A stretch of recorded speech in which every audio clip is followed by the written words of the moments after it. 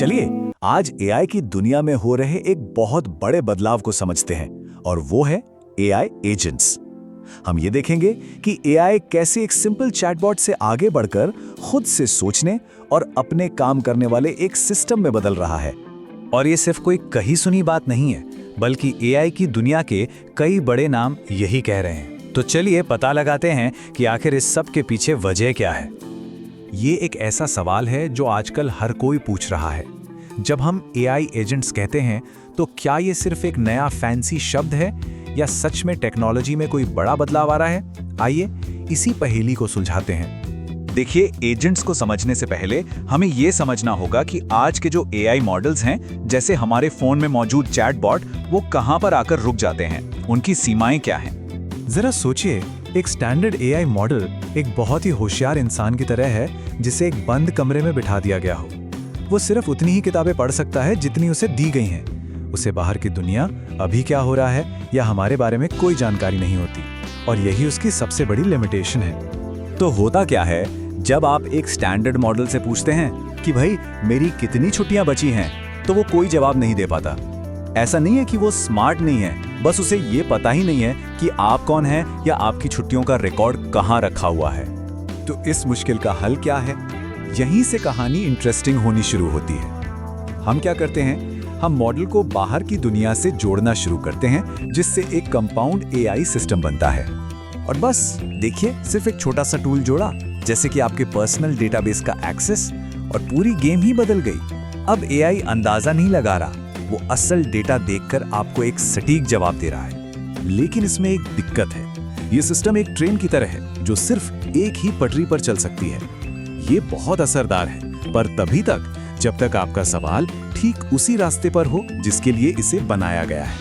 अगर आप कुछ भी अलग पूछते हैं तो ये पटरी से उतर जाता है, और यहीं पे एआई का असली फ्यूचर सामने आता है। क्या हो अगर हम एआई को सिर्फ हुक्म न दें, बल्कि उसे खुद सोचने की ताकत दे दें?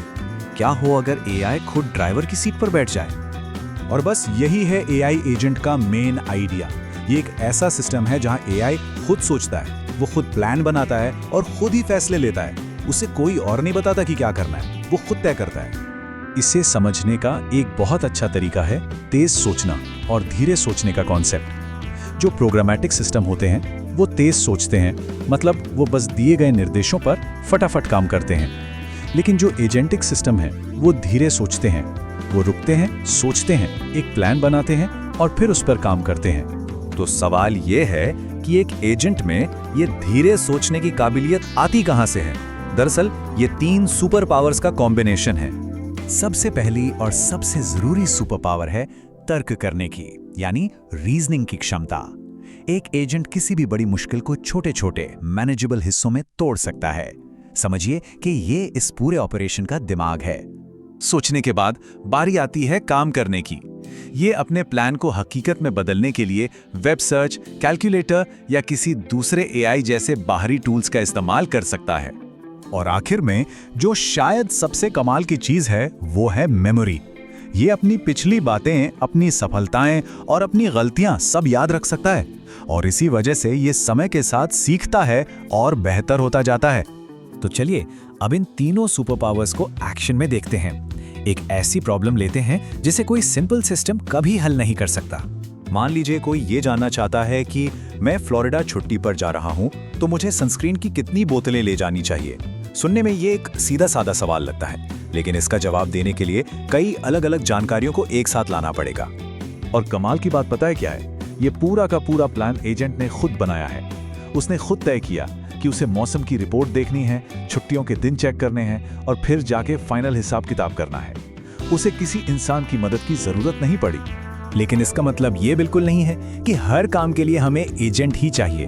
बात हमेशा सही काम के लिए सही टूल चुनने की होती है। कभी कभी एक साधारण हथौड़ा एक कॉम्प्लेक्स रोबोटिक हाथ से बेहतर होता है। इसे आप एक स्केल की तरह समझ सकते हैं। एक तरफ है प्रोग्रामेटिक सिस्टम जो छोटे और सीधे साधे कामों के लिए बेस्ट हैं, जैसे छुट्टियों का बैलेंस चेक करना, और दूसरी तरफ है एजेंटिक सिस्टम जो मुश्किल और पेचीदा कामों के लिए बने हैं, जैसे पूरी की पूरी छुट्टी प्लान करना।